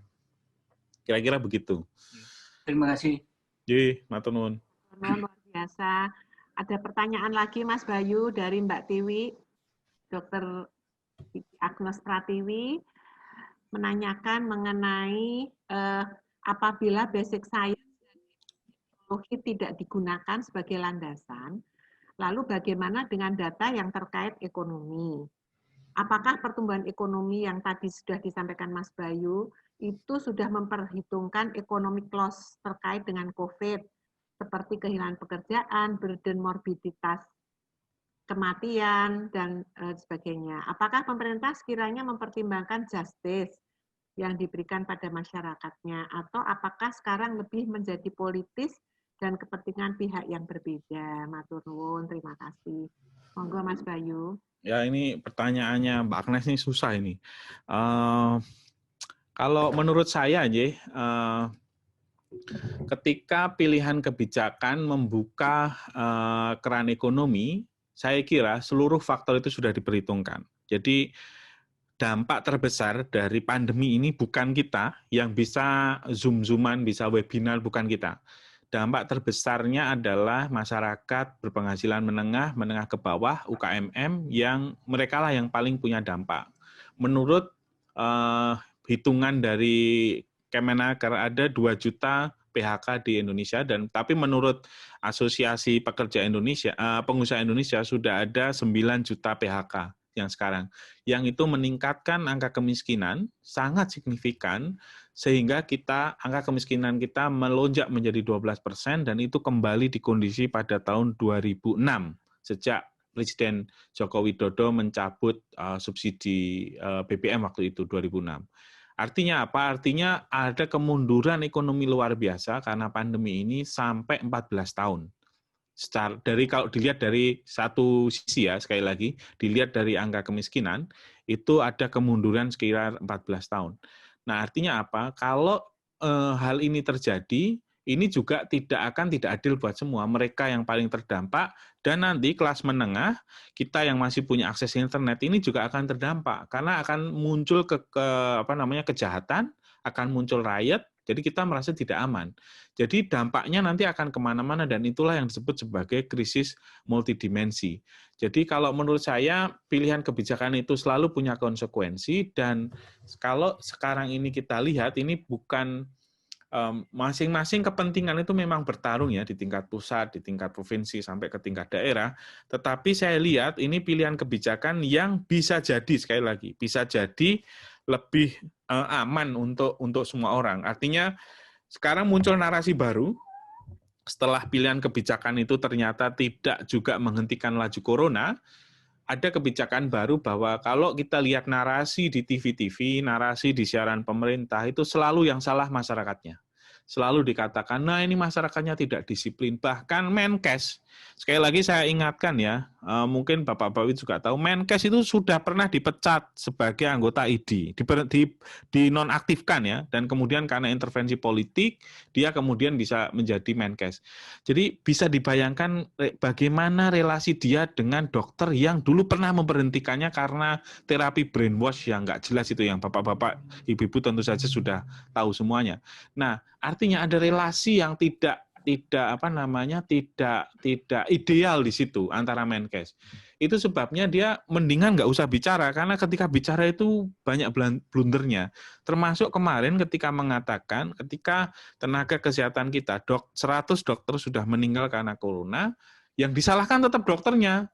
Mungkin nggak disiplin, tidak pas ketika ngelepas atau masang sarung dan lain sebagainya. Jadi narasinya itu pokoknya yang salah bukan pemerintah, yang salah itu masyarakat. Kalau ada penularan berarti sampean nggak pakai masker, sampean nggak jaga jarak, kira-kira gitu.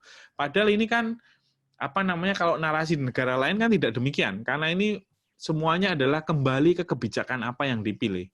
Jadi sekali lagi kalau menurut saya mungkin pemerintah saya kira sudah mempertimbangkan banyak hal itu, dan yang resikonya paling rendah mungkin adalah kebijakan yang diambil saat ini. Kira-kira demikian. Iya. Hati-hati, mau bertanya? Pak Narto. Pak Narto ini. Prof. Narto, monggo. Iya. Prof. Bayu. Amin. Iya, ini doa loh, Mas. Assalamualaikum warahmatullahi wabarakatuh. Waalaikumsalam. Saya mendengarkan sejak awal sampai ini tadi, memang saya posisinya tiduran, Mas. Tapi masih mendengarkan dari awal. Pertanyaan saya, di Indonesia ini, kalau kita hubungkan dengan bioetika, apakah etika kehidupan di Indonesia ini masih bisa dirasakan apa tidak? Mungkin lebih detail lagi, pripun, Prof? Kurang cepat. Jadi kita di dalam hubungan pemerintah dengan rakyatnya, antar politik, antar ahli, akademisi dengan, ini kan mesti berhubungan satu dengan yang lain. di dalam berhubungan satu dengan yang lain ini, itu kalau secara umum kan menjadi etika kehidupan. Kalau tidak etis.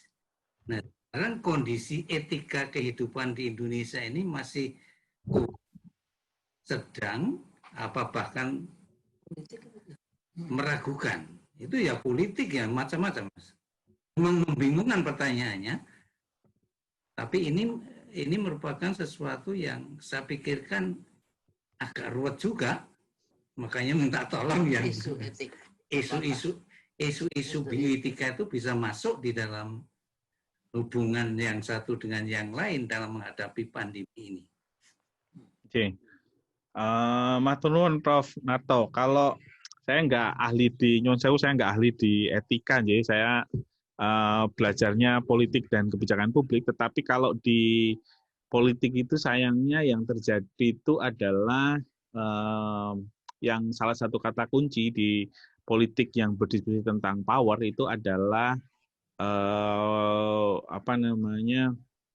satu negosiasi kata kuncinya, yang kedua itu ya pertukaran. Jadi satu negosiasi negosiasi itu terjadi ketika tidak ada yang diuntungkan 100% dan tidak ada yang dirugikan 100%, itu yang pertama. Yang kedua ada pertukaran. Jadi sekali lagi nih politik yang ya monggo saja apakah itu beretika atau tidak, tetapi ada ketika dia dapat A itu berarti aku harus dapat B gitu. Ketika dia menolak, orang-orang yang menolak, misalnya kalau kita lihat ya, apakah beretika Prabowo yang menjadi lawan atau lawan politik Jokowi 2 kali, kemudian ditunjuk menjadi menteri misalnya. Nah itu pertanyaannya kan, apakah itu beretika gitu? Kalau secara politik itu ya itu namanya sharing of power gitu. Jadi ya itu boleh-boleh saja. Toh Prabowo-nya juga mau gitu. Jadi kalau di upaya pemerintah, Presiden Jokowi ya, politik Presiden Jokowi untuk merangkul semua kalangan, termasuk rival politiknya dalam kabinetnya, itu kan sebenarnya tidak lazim ya, sangat tidak lazim. Dan kalau dalam ilmu politik mungkin ya agak kurang etis bagi Prabowo sendiri yang dia juga dielu-elukan dan dirindukan oleh para pendukungnya. Tetapi dalam politik itu semuanya bisa menjadi etis ya, dan kayaknya sebagian besar masyarakat Indonesia ya baik-baik saja Prabowo jadi Menhan gitu. Padahal ya mungkin secara etiknya lu gimana sih, dulu sudah tak dukung luar biasa, tak dukung mati-matian, dan itu suaranya signifikan ya, 46% itu luar biasa, itu hampir menang. Jadi kalau seandainya Pak Jokowi tidak memilih Ma'ruf Amin, memilih Mahfud MD misalnya, itu jelas kalah oleh Prabowo, karena yang memenangkan Pak Jokowi itu suara terutama dari kaum Nahdliyin di Jawa Timur, jelas itu, hanya itu kantongnya. Nah, mereka yang kalau secara etika, Prof. Narto ya Prabowo tidak beretika ketika dia meninggalkan pendukungnya untuk justru bergabung dengan lawan yang dalam tanda petik dibenci oleh para pendukungnya. Tetapi ya dalam politik akhirnya ya sah-sah saja gitu. Kira-kira demikian. Jadi seringkali pertukaran pertukaran dengan jabatan, dan jabatan itu kemudian kan membawa konsekuensi luar biasa. Prabowo akhirnya Gerindra itu punya 2 menteri, yang satu menteri kelautan kan, dan dari menteri kelautan itu kemudian dia memberikan konsesi terhadap sekarang ini boleh ekspor benur atau yang udang itu, bibit udang itu. Yang itu dulu dilarang oleh Menteri Susi. Dan itu ternyata ketika ditelusuri, perusahaan yang mendapatkan izin itu adalah perusahaan yang terafiliasi kuat dengan Partai Gerindra. Jadi ini ada pertarungan uang, pertarungan kuasa, dan kemudian berefek pada pertarungan sumber daya di situ yang dipertarungkan. Nah, memang agak susah ya Prof, kalau misalnya kita bilang politik itu etis atau tidak, tapi ya demikian itulah yang terjadi, kira-kira demikian. Saya agak susah jawabnya, Prof. Saya boleh meneruskan? Monggo. Saya mungkin ke arah lebih cenderung begini. Sebelum tadi dapat informasi diskusi dengan pendengar yang membahas politik secara saintifik, itu saya memang dan negatif gitu. Kalau politik seolah-olah apa semua dibenarkan gitu. Politik kok. Kalau apa-apa dibenarkan, berarti itu isu yang ethics ya, ada isu yang tidak etis. Berarti kita itu membenarkan mungkin hal yang tidak benar. Ini kesan saya dulu. Tapi sebetulnya secara akademik scientific setelah penjelasan cerita, oh begitu, itu agak berkurang lah. Tapi terus terang aja, benarkah kesan saya bahwa politik kok apa-apa iso dipolitisir gitu. Matur suwun. Ya, kalau kembali misalnya kalau menurut saya kalau dari kacamata kemanusiaan misalnya, kalau saya melihat dari kemanusiaan dan etika mungkin yang rasional itu adalah kalau sebagai dalam kacamata politik ya, misalnya agak susah. Misalnya gini, negara-negara maju seperti Australia atau misalnya Singapura ya, yang angka kematiannya masih di bawah 100 walaupun jumlah penderitanya melewati 70.000, itu buat mereka kehilangan satu nyawa itu sudah tidak etik gitu. Nggak boleh satupun nyawa penduduk Indonesia atau penduduk Singapura itu meninggal karena COVID. Mereka berupaya luar biasa untuk menyelamatkan nyawa. Tetapi kalau di Indonesia pilihannya menjadi agak susah. Kita bukan negara kaya dengan sumber daya yang luar biasa. Kita negara miskin ya, kita negara menengah yang ya sumber daya harus dibagi-bagi. Jadi ketika ada korban, itu kita harus lihat juga dampak ekonominya. Kalau dampak ekonominya kemudian, ini juga sudah banyak kan berita-berita bagaimana orang nyuwun sewu ya, mohon maaf, mereka mengakhiri hidup karena desakan ekonomi yang luar biasa, itu kan sudah ada di mana-mana juga. Jadi mensupresi tingkat kematian dengan cara menekan luar biasa kesehatan yang berdampak pada ekonomi itu juga tidak beretika di sisi yang lain gitu. Jadi ada pertimbangan-pertimbangan tertentu yang akhirnya menjadi pilihan kebijakan itu. Saya kira demikian. Tapi kalau menghalalkan segala cara, kayaknya sekarang rambu-rambu undang-undangnya menjadi semakin ketat ya. Jadi kalau politik itu hanya bisa disiasati karena dia rebutan kuasa, ya yang bisa dilakukan adalah bagaimana agar kuasa itu bisa dihapus kapan saja ketika tidak beretika gitu. Nah, itu kemudian ada regulasi yang lebih ketat dan kita berkembang kalau dari sisi pemilu ya kita sudah lebih mending lah daripada pemilu pertama 2004. Jadi lebih terstruktur kalau sekarang karena jembatan atau batasan undang-undangnya pagar-pagarnya lebih kuat. Mangkaten, Bro. Ya. Prof. Masih ada, Prof? Ampun. Ini ada pertanyaan dari Bu Siwi, Dr. Siwi Fatmawati. Laris. Apakah inkonsistensi kebijakan tidak bisa dikatakan sebagai suatu perkembangan saja? Mengingat ini merupakan penyakit yang semua juga masih belajar dan juga sesuai dengan perkembangan pengetahuan. Dari segi politik, apakah kalau ada inkonsistensi, kemudian harus diralat atau diperbaiki atau bagaimana, Mas Bayu? Menarik sekali pertanyaannya, Bu Siwi. Jadi memang di dalam kebijakan itu ada yang disebut sebagai policy consistency dan policy change. Jadi kebijakan yang konsisten terus-menerus diambil, dipilih, dan itu yang diberlakukan.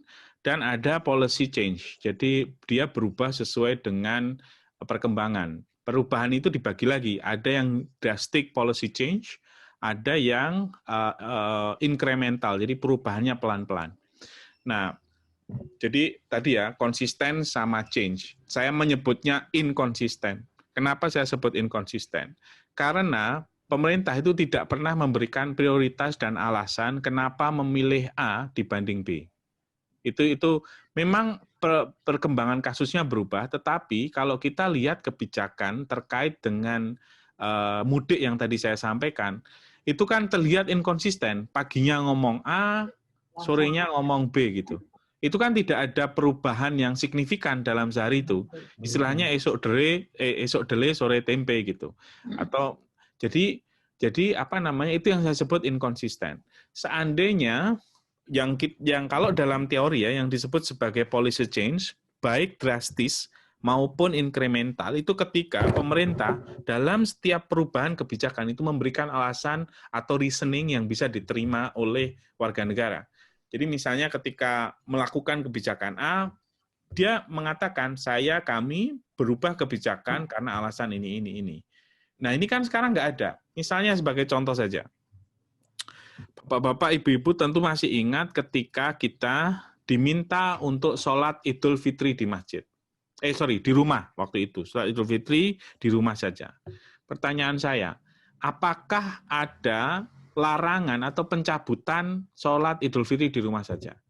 Atau kalau misalnya kita ke kebijakan sholat ya, sholat jamaah, sholat Jumat misalnya, dulu bisa diganti dengan sholat asar, itu ada keputusan resminya. Pertanyaan saya, misalnya apakah ada kebijakan yang mencabut itu, terus sekarang orang boleh nggak sholat itu? Ya nggak jelas. Ada yang sholat ke masjid, ada yang tidak. Mereka yang hanya membatasi jamaah sholat dari lingkungannya dan mereka merasa aman, kemudian mengatur soft-softnya dengan jarak, mereka tetap melaksanakan sholat jamaah. Sementara mereka yang merasa tidak aman ya tetap sholat di rumah. Tetapi tidak ada kebijakannya. Kalau toh berubah itu dikasih tahu gitu. Nah ini tuh masyarakat dibiarkan dengan perubahan itu dan kemudian menginterpretasikan sendiri apa yang seharusnya dilakukan. Termasuk misalnya kebijakan ketika new normal. Saya sudah sampaikan di dalam status saya yang waktu itu di-share ratusan orang ya. Itu saya sampaikan, pemerintah itu jangan pakai jargon, nggak usah pakai work from home, jangan pakai new normal, orang nggak tahu, pakai saja kebiasaan baru atau apalah gitu. Nah sekarang akhirnya kemudian mengakui pemerintah, oke, kita berubah dari yang tadinya new normal dan itu memang menimbulkan banyak interpretasi, sekarang kita mulai dengan kebijakan baru yang disebut sebagai adaptasi kebijakan baru atau AKP. Nah, itu yang disebut policy change. Jelas, dari A berubah ke B, orang masuk akal, oh ada reasoningnya. Tapi kalau dari serentetan yang saya amati selama 6 bulan ini, policy change yang terukur itu tidak ada, karena itu bentuknya inkonsisten karena ada overlapping authorities. Itu menurut saya ya. Tapi tentu saja ada, kalau misalnya interpretasi lain ya, kalau itu yang selama 6 bulan ini dianggap sebagai perubahan yang sesuai dengan kondisi ya, monggo saja. Tapi kalau menurut saya itu lebih ke inkonsisten daripada perubahan yang terukur. Mengaten. Ya, ada pertanyaan lagi? Monggo. Ini ada beberapa apresiasi dari Mas Dobi, dari UIN Malang, Mas Bayu. Sekarang pusing dan bingung pemerintah untuk menghabiskan anggaran, makanya kebijakan inkonsisten dan nyeleneh. Jadi itu hanya statement-statement. Mungkin mau ditanggapi atau apa, monggo Mas Bayu. Nggak usah kalau yang ini mungkin ya. Ya. Lalu Bu Dr. Desdiani Mukhlis, beliau adalah dokter yang menangani COVID ini. Jadi di rumah sakit itu sudah babak belur selama ini. Kemudian ternyata kebijakan pemerintahnya inkonsisten gitu. Jadi berterima kasih atas pencerahan. Kemudian juga ada apresiasi dari Bu Puri Swastika. Jadi bagus sekali Mas Bayu. Jadi sangat menarik. Pertanyaannya banyak sekali. Waktunya sekarang pukul 2:50. Jadi jam 3 kurang 8 menit. Masih ada waktu 8 menit. Apakah masih ada yang mau bertanya atau apa? Ini kayaknya ada satu lagi dari Mbak Puri ya. Mbak Puri. Bagaimana kebijakan tersebut diukur? Oh ya. Bagaimana kebijakan tersebut diukur, Pak Bayu? Memang setiap pilihan kebijakan, sekali lagi saya sampaikan di awal tadi ya, setiap pilihan kebijakan itu selalu punya resiko. Resikonya bisa positif, bisa negatif. Kalau cara mengukurnya ya mudah saja. Ketika misalnya tadi diukur, saya sampaikan dari sisi ekonomi kita lumayan dibanding negara-negara Asia Tenggara yang lain yang memberlakukan kebijakan yang berbeda dengan kita. Tetapi dari sisi kesehatan itu kita istiqomah terus saja di first phase ya, di first wave, di gelombang pertama yang cenderungnya meningkat dan kita tidak tahu sampai kapan. Jadi kalau kita misalnya mau diukur, ya itu kembali ke masing-masing dari kita. Bagaimana cara mengukurnya? Artinya kalau kita misalnya sejak awal, misalnya saya hanya sekali lagi saya hanya memberikan perspektif ya, cara pandang Bu Puri ya, cara pandang bagaimana melihat persoalan dari inkonsistensi pemerintah itu. Bagi misalnya Anda yang Bapak-bapak, Ibu-ibu yang setuju dengan represi, ya ini kebijakannya salah. Jadi jelas ini, lihatlah angka-angka, lihat angka kematian kita. Salah satu yang tertinggi di dunia dan masih di atas rata-rata dunia, misalnya begitu. Jadi kalau dilihat dari satu sisi itu, ya memang kelihatannya kita bisa menilai bahwa kebijakan itu gagal. Tetapi misalnya mereka yang pro ekonomi, pro terhadap terhadap ekonomi yang terus berjalan akan bilang, ya ini sukses, lihatlah tadi faktanya. Di negara Asia Tenggara kita salah satu yang paling bagus. Kita hanya minus 5,2. Bayangin Malaysia yang minus 17%, Singapura yang minus 16% misalnya. Dan sekarang dua negara itu juga termasuk Filipina sudah resmi resesi. Kita belum ya, mungkin akan diumumkan di awal-awal Oktober. Jadi tergantung cara mengukurnya karena pilihan kebijakannya berbeda. Sekali lagi buat dokter, buat tenaga kesehatan ini pasti capek sekali dengan melihat berita itu, capek sekali. Saran saya nggak usah nonton berita lah, malah tambah stres, imun tubuh bapak-bapak, ibu-ibu bisa turun. Saya yakin itu luar biasa. Mereka yang ada di garis depan itu pasti stres sekali dengan, loh ini gimana sih, katanya dibatasi, loh kok sekarang dibuka, loh kok ditutup lagi, loh kok dibuka lagi. Misalnya untuk kebijakan mudik, ya itu pasti bikin inkonsisten. Itu kenapa cara kita mengukur itu tergantung perspektif kita masing-masing. Sekali lagi, kalau di ilmu politik tidak ada yang, Mbak Pur ya, tidak ada yang benar dan tidak ada yang salah. Itu kalau di soal-soal di sospol itu tidak ada yang benar dan tidak ada yang salah. Jadi semuanya bisa benar, semuanya bisa salah. Yang paling penting adalah argumennya. Kalau di ilmu sosial demikian, di sospol. Jadi soal kami tidak pernah multiple choice ya, soal kami selalu essay, dan semua jawaban mahasiswa itu pasti ada benarnya dan pasti ada salahnya. Jadi kalau diukur benar salah ya tergantung. Kalau misalnya Anda pro terhadap represi, ya Anda akan punya argumen kuat bahwa kebijakan yang diambil pemerintah ini salah. Kalau Anda pro ekonomi, Anda akan mengatakan ya berkorban sedemikian banyak untuk kita mengakselerasi ekonomi dengan tetap mengurangi angka pengangguran, ya itu juga faktor yang penting. Jadi kalau dilihat dari bagaimana mengukurnya, ya terserah pada masing-masing. Semuanya punya argumen, kira-kira, dan semuanya bisa benar dan semuanya bisa salah, tergantung reasoningnya. Jadi tidak ada, kalau di kebijakan memang tidak ada sebuah resep yang manjur untuk semuanya, kira-kira demikian. Waduh, luar biasa sekali Mas Bayu. Sangat memuaskan ini responnya, semua bilang waduh puas, jelas. Wah, pokoknya top sekali. Mungkin kalau ada masih saya buka kesempatan nih 3 menit. 3 menit berharga loh kalau masih ada pertanyaan. Monggo. Mas satu saya tanya ya. Itu memang betul ya. Dari dulu tuh saya melihat our world data kita itu selalu di bawah. Jadi jumlah orang yang di screen itu rendah sekali. Padahal WHO itu mestinya 10/1000. Kita ini kok cuma 0,0 waktu itu. Sekarang menjadi berapa itu? Jadi masih jauh daripada itu. Masalahnya kan ketidakmampuan pemerintah di dalam hal ini. Tetapi sebetulnya karena adanya otonomi ya, otonomi daerah, sebetulnya daerah-daerah itu masing-masing kan bisa toh membuat satu melakukan aktivitas sehingga betul-betul kita itu bisa memenuhi persyaratan WHO.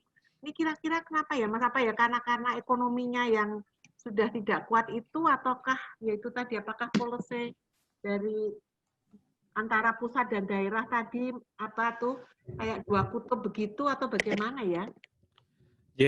Prof. Rika matur nuwun, mungkin kalau dalam catatan saya ya,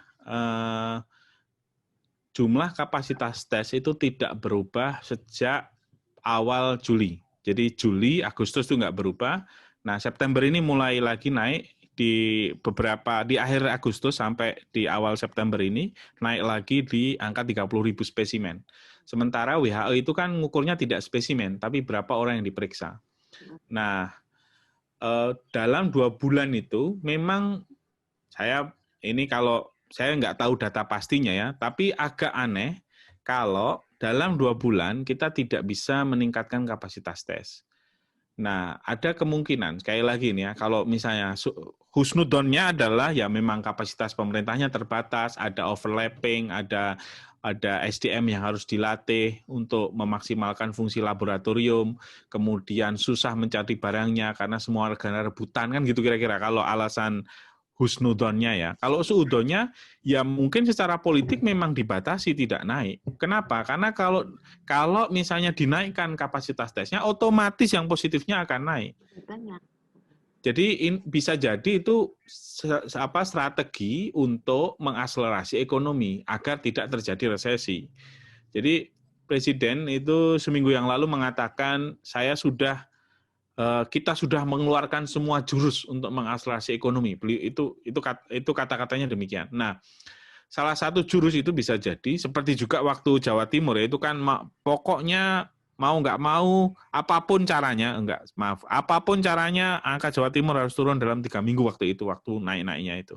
Nah, seringkali kan kalau kita lihat dari narasi orkestra nasionalisme, dari narasi obat, dari kalung jimat, eukaliptus, dari klaim mulai dari nasi kucing lah, wudu lah, tropis lah, dari rangkaian pernyataan-pernyataan itu kan ada kemungkinan memang dalam 2 bulan ini by design di hold untuk tidak naik. Sehingga angka pertambahan positifnya tidak naik. Tetapi yang terjadi justru ketika jumlah spesimennya tetap di angka 20-25 ribu dan orang yang dites angka antara 10.000 sampai 15.000 per hari, itu ternyata positivity rate-nya naik dari rata-rata 13% menjadi seperti tadi berita itu 15 sekian persen. Jadi oleh karena itu kemudian sekarang dinaikkan lagi menjadi 2 hari yang lalu itu sudah 30.000 spesimen. Jadi naik dari itu target pemerintah ya. Idealnya kita kalau menurut WHO itu sekitar 200.000 tes per minggu. Jadi mungkin sekitar 200 sekian. Jadi mungkin kalau mau ideal lagi itu sekitar 70.000 tes sehari. 2 kali lipat atau 3 kali lipat dari yang sekarang. Nah, artinya mungkin ada kemungkinan itu sengaja di hold agar ekonominya bisa accelerate sehingga tidak terjadi resesi gitu. Tapi ya sekali lagi itu saya nggak punya bukti reasoning ya, hanya melihat berdasarkan keanehan tidak ada perkembangan tes dan spesimen dalam 2 bulan terakhir. Mengatakan Prof. Vika. Aduh luar biasa, Mas Bayu. Ini waktunya juga, full pertanyaannya tidak ada berhentinya ya Mas Bayu. Ngunjuk sih Mas Bayu. Enggak, biasa sekali lah. Kopinya Bu Erlin. Dia kopi. Bu Erlin sudah meminjamkan Mas Bayu untuk berdiskusi dengan kita yang luar biasa pada siang hari ini. Lain kali tentu kita tunggu lagi Mas Bayu pikiran-pikiran segarnya untuk berbagi bersama kami semua di CBMH. Mas Bayu. Maturun ya, minta doa ini 100 hari corona saya mungkin akan saya usaha terbitkan. Jadi mungkin akan ada 2 jilid. Ini saya sedang mengedit. Sebenarnya tadinya saya mau nyuwun Prof. Yati kalau bisa memberikan kata pengantar gitu. Nanti ini sedang saya edit yang 100 hari pertama, mungkin ada 2 jilid ya. Atau mungkin 3 jilid kalau saya masih bisa menulis sampai ke hari ke-300, saya nggak tahu. Tapi rencananya kami ingin menerbitkannya. Selamat luar biasa. Siap membantu. Kami mohon Prof. Yati untuk bisa membungkus, menutup acara pada hari ini. Baik, yang bungkus sudah Prof. Rika, nanti bungkusan telah kewengan bungkus. Matur suwun sangat Dr.